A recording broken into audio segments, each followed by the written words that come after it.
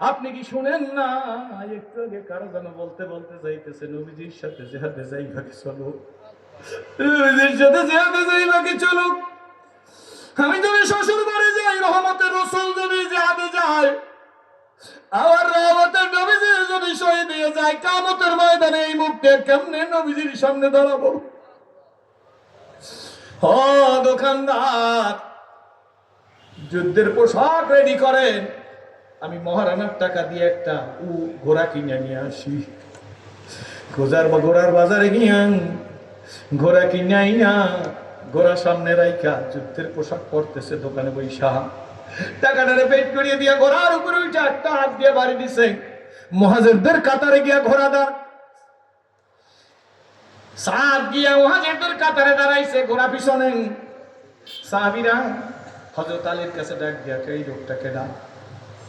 যুদ্ধের পোশাক পরছে এমন ভাবে, বাকি শরীর কালো কাপড় দিয়ে ঢাইকা নিয়ে আসছে, চক্ষু ছাড়া কিছু দেখা যায় না। হযরত আলী ডাক দিয়ে বলে, যেই হোক, হয়তো সে বিদেশ থেকে আসছে, নবীর কাছে সহযোগিতা করতেছে, যুদ্ধ শেষ হইলে ফিরে আসছে, তার পরিচয় নেব। এমনি সময় যুদ্ধের সিটি বাইজে গেছেন। হযরত আলী বলেন, আমি একটা লাফ দিয়ে যেখানে গেছি, দেখি আমার দুই হাত সামনে হযরত এই সাদ, আমি তার নাম আগে জানি না। আমি আলী মনে মনে বলি, আমি একাই বীর না, আরো বীর এই যুদ্ধের ময়দানে আছে। যুদ্ধ করতেছি, ঘোড়া তার সাথে আছে। হঠাৎ করে দেখতেছি একটা তীর আইসা তার ঘোড়ার গলার মধ্যে ঢুইকান, ঘোড়াটা জমিনের ঢলে ঢলে পড়ে মারা গেছেন। লোকটারে দেখলাম হাত পায়ে যে উদ্ধৃত কাপড়, যেই বেশি কাপড় দিয়ে শরীরটা ঢাইকা রাখছিল, টাস করে সিটে ফেলে দিতেছে। লোহার হেলমেট খুইলাম, গলার ভিতরের পাগড়ি কোমরের মধ্যে শক্ত করে বেঁধে নিছে। ঘোড়া নাই, খোরা হব না। নবী দোয়া করে দিছে যুদ্ধের ময়দানে আমি যাব। নবী আমার শ্বশুর বাড়ি পাঠাইছে, আমি শ্বশুর বাড়ি যাই না, যুদ্ধের ময়দানে আসছি। ঘোড়া নাই বইলা কান্না শুরু করে নাই, নিজের মধ্যে স্পিরিট পয়দা করিয়ে এনেছে। ইতিমধ্যে আল্লাহ নবী দূর থেকে সাহাবীদের ডাক দিয়ে বলে, সাহাবীরা, ওই যে দেখা যাইতেছে একটা কালো কুৎসিত লোক, আমার মনে হইতেছে সাদের মতো, কিন্তু আমি তো সাদকে শ্বশুর বাড়ি পাঠাইছিলাম, তাহলে কি সাদ শ্বশুর বাড়ি যায় নাই?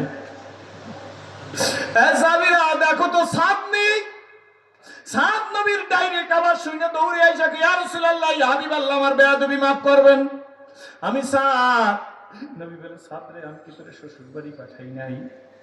সাদ চোখের পানি ছেড়ে দিয়ে বলে, নবী গো, শ্বশুর বাড়ি পাঠাইছিলেন, মহারানার টাকাও আলাদা করে রাখছিলাম, কিন্তু বাজারে যখন দোকানে শ্বশুর বাড়ির সামান কিনতেছিলাম, কে যেন বলতেছে, নবীজির সাথে জিহাদে যাইবা কি চলো। ইয়া রাসূলুল্লাহ, আমি যদি জিহাদের ময়দানে যাই, আপনি যদি শহীদ হয়ে যান যুদ্ধে, আমি যদি শ্বশুর বাড়ি যাই, আপনি যদি জিহাদের ময়দানে গিয়ে শহীদ হয়ে যান, কিয়ামতের ময়দানে এই চেহারা নিয়ে আপনার সামনে কেমনে দাঁড়াবো? নবী গো, মহারানার টাকা দিয়ে ঘোড়া কিনছি, হুজুর আপনি আমাকে দোয়া করিয়ে দেন, আমার বেয়াদবি মাফ করিয়ে দেন। নবী মুস্কান দিয়ে কয়, সাদরে, আমি যেন দেখতেছি জান্নাতি হুরেরা তোরে ইস্তেকবাল দিতে আসছে। যা, যুদ্ধের ময়দানে ঝাঁপাইয়া পড়। সাদ বলে, নবীর দোয়া নিয়ে যুদ্ধের ময়দানে ঝাঁপাইয়া পড়লাম। একটু পরেই দুইজন সাহাবী দৌড়াইতে আসছেন। নবীজি গো, একটু আগে যে সাদের দোয়া করে দিয়েছেন, সাদ আর দুনিয়ায় নাই। আল্লাহ নবী বলে, ব্যাপার কি? কয়, সাদ শহীদ হয়ে গেছে। একটু আগে দোয়া করে দিয়েছি, শহীদ হয়ে গেছেন। একটু আগে যে সাদরে পাঠাইছি, শহীদ হয়ে গেছে। আমার ধরো। দুই সাহাবীর কাঁধের উপর হাত দিয়াম, আল্লাহ নবী পাও মাটিতে ছোঁয়, আবার ছোঁয় না। সাহাবীরা দৌড়ে আসছে, হুজুর আপনার পায়ে আঘাত লাগছে নাকি? কয় না। হুজুর আপনি দুইজনের কাঁধের উপর ভার দিয়ে আসতেছেন কেন? আল্লাহ নবী বলে, কোথায় পাড়া দেবো, জায়গা নাই। সাদের কাছে যাইয়া আল্লাহ নবী নিজে সাদের কাছে বইসাম, সাদের দাড়ির মধ্যে ধুল, আল্লাহ নবী নিজের হাতে সাদের দাড়ি থেকে ধুল গুলে সরাই দিতেছে। ডাক দেখে, সাদ, যা বলছিলাম সত্য হয়েছে নি।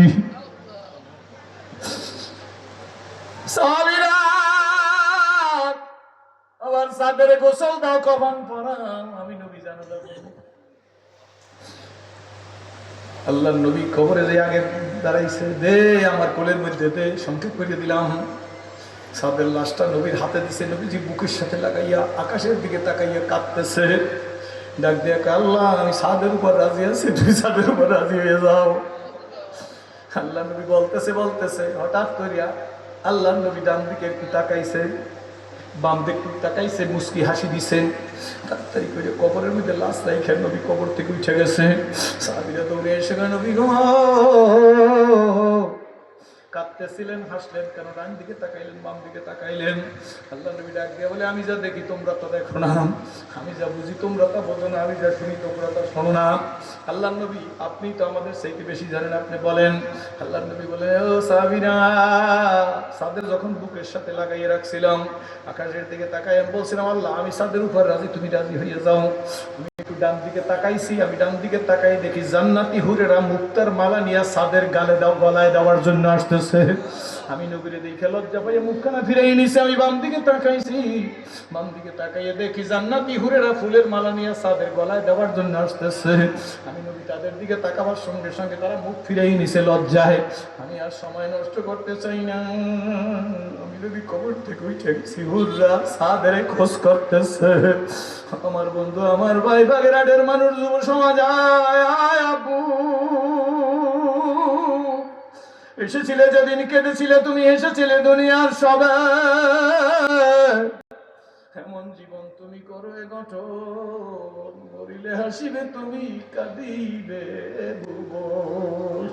আমার মালিকের মতো মালিক কি আর হয়? এ যুবকেরা, বুড়ারা বসে থাকবেন। আমি তোমাদের দিকে ইসলাম কবুল করছি, সোনামণিরা, কে কে জীবনকে পরিবর্তন করতে চাও?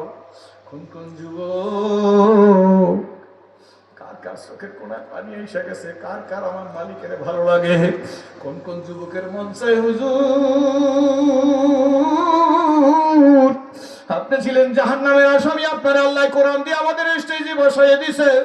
আমরাও যুবক, আমরা আল্লাহর সাথে প্রেম করতে রাজি আছি, আর জীবনে নামাজ ছাড়বো না।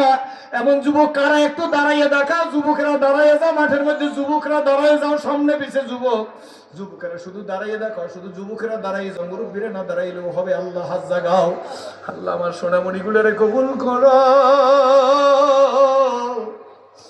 আল্লাহ সাদের মতো মর্যাদা দাও, আমর ইবনুল ওয়াহাবের মতো মর্যাদা দাও, হযরত আলীর মতো মর্যাদা দিও। আল্লাহ মুরব্বীরা হাত জাগান, এই হাতগুলো আল্লাহ ইসলামের পক্ষে রাইখো। ওলিয়া উলিয়া কাজ কুতু জিহাদের পক্ষে, দাওয়াতের পক্ষে, জিকিরের পক্ষে রাইখো। আলহামদুলিল্লাহ বলে বসে পড়েন। আমার জন্য দোয়া করেন, আমিও দোয়া করি। অনেক লম্বা কথা বলে ফেলাইছি, নিজ গুণে ক্ষমা করিয়া দিবেন। যুবকরা মাহফিলে রমজান দিছে, প্রতি বছর দেউক। এইটা আপনারা কারা চান? হাত জাগাইয়ে দেখান।